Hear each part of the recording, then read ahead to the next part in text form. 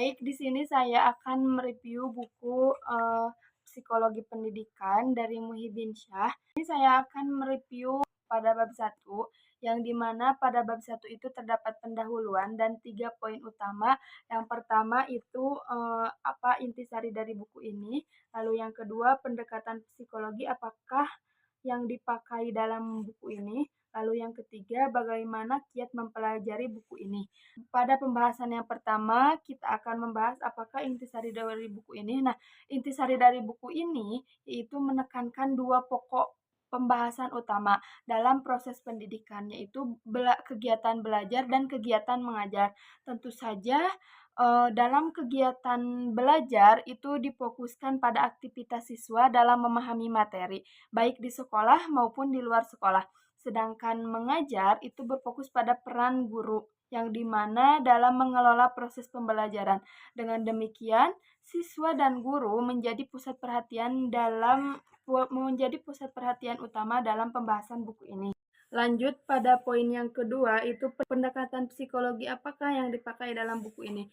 Nah, buku ini menggunakan pendekatan psikologi kognitif sebagai landasan utama dalam membahas proses belajar dan mengajar.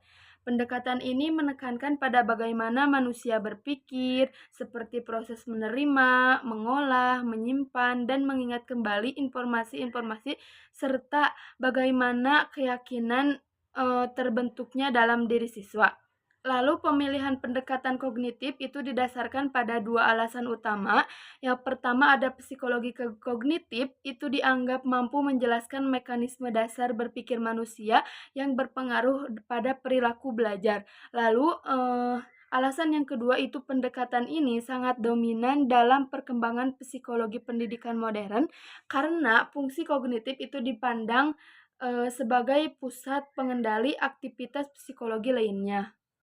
Lalu pada poin ketiga, bagaimana kiat mempelajari buku ini. Nah, buku ini itu menyarankan penggunaan model-model sederhana dan rangkuman tiap bab. Jadi di dalam buku ini, tiap bab itu terdapat rangkumannya untuk membantu pembaca memahami struktur dan inti materi dengan lebih mudah. Nah, di dalam buku ini juga, bagi pembaca yang sudah berpengalaman seperti mahasiswa tingkat akhir atau guru, itu disarankan untuk membaca rangkuman terlebih dahulu, lalu menyusun dan menjawab pertanyaan dari rangkuman, lalu yang ketiga itu fokus hanya bagian yang dibutuhkan tanpa harus membaca seluruh teks secara rinci. Sedangkan bagi pemula, itu disarankan untuk membacanya itu dengan menggunakan metode SQ3R, yang dimana yang pertama itu ada survei, yaitu melihat sekilas isi buku teks seperti judul, subjudul, rangkuman untuk mengetahui gambaran umum.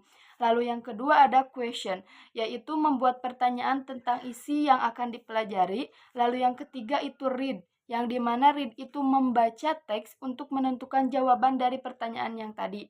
Lalu yang keempat, R yang keempat itu riset ya, atau mengulang atau menyebutkan kembali jawaban dengan kata-kata sendiri. Lalu yang kelima itu review, jadi meninjau ulang seluruh materi agar lebih paham dan tidak mudah lupa. Buku ini ya sudah bagus, intisarinya, lalu metode psikologi yang digunakannya, dan cara membaca bagi pemula dan bagi yang sudah mahir dalam membaca gitu. Jadi di sini tepat metode cara membacanya itu bagi pemula menggunakan SQ3R. Terima kasih. Mungkin itu saja review dari bab 1. Terima kasih.